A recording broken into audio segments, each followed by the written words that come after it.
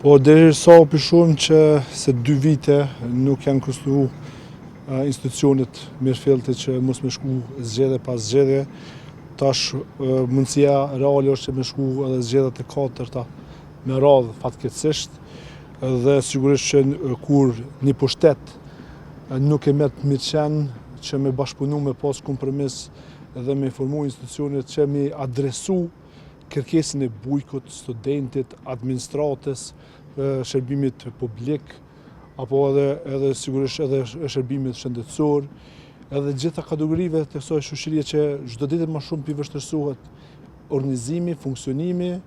Kemi raste të transfusionit të gjakut që sa orë nuk është pa energji elektrike, që vështirëson jetesën. Çdo ditë më shumë mos funksionimi po bëhet realitet. Edhe në këtë drejtim sigurisht që ne shohim që e kanë bërë normalitet shkeljen e Kushtetutës.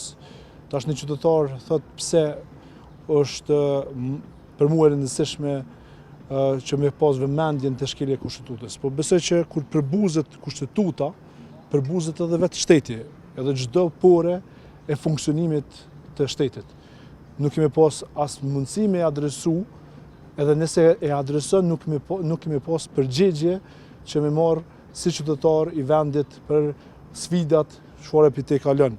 Edhe kjo amulli që po krijon ky pushtet, që vetëm ai e din, vetëm Albini e din pse po krijon, sigurisht që besoj që vetëm me format e njëanshme që ne kemi dërgu në gjykatë kushtetuese, që kemi vërtetuar që ato shkelje janë ekzistente, sigurisht që nuk po e mbulon hapjen e syve drejt argumenteve dhe që me të vërtet mi marë përgjegjësitë e duhura. Prandaj besoj që çdo ditë më shumë është të po rruga si alternativë, sepse ky ka ardhur përmes rrugës, ka ardhur përmes protestës. Besoj që ndoshta edhe kjo është edhe dalja nga pushteti si alternativë. Mirë, ai gjatë ditës sot me deklaroi që kanë filluar bisedimet. A ka pranuar po të ka ndaj ftesë, meqense po dilni edhe për mbledhjes? Ne realisht të kemi pas se kanë dërguar letra të një pasteshme, kemi jap qendrimet publike që ne jemi si opozitë dhe qendrimet tona janë publike, por nuk kemi pas asnjë ndryshim nga ana e Albin Kurtit.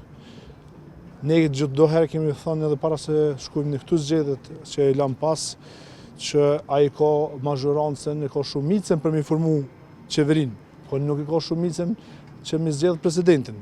Derisa ka kompromis në çdo shoqëri, edhe Kushtetuta e Kosovës është e bazuar në vendet evropiane, sigurisht që edhe atje e kanë ditë që ka me pas një ngresh politik dhe do me pas kompromis. Sepse edhe një shoqëri, edhe një martesë do me pas kompromis, lejmo nëpër institucione apo në institucione më të larta të shtetit tonë që është Kuvendi i Kosovës.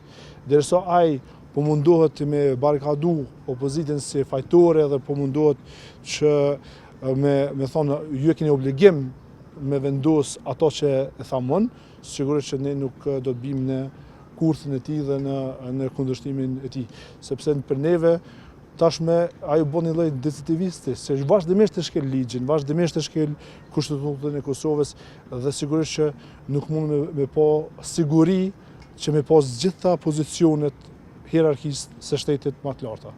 A keni pranuar ftesë për gjatë 2-3 ditëve të fundit meqense po dalin mbledhjes? Jo, s'kemi pranuar. Faleminderit shumë.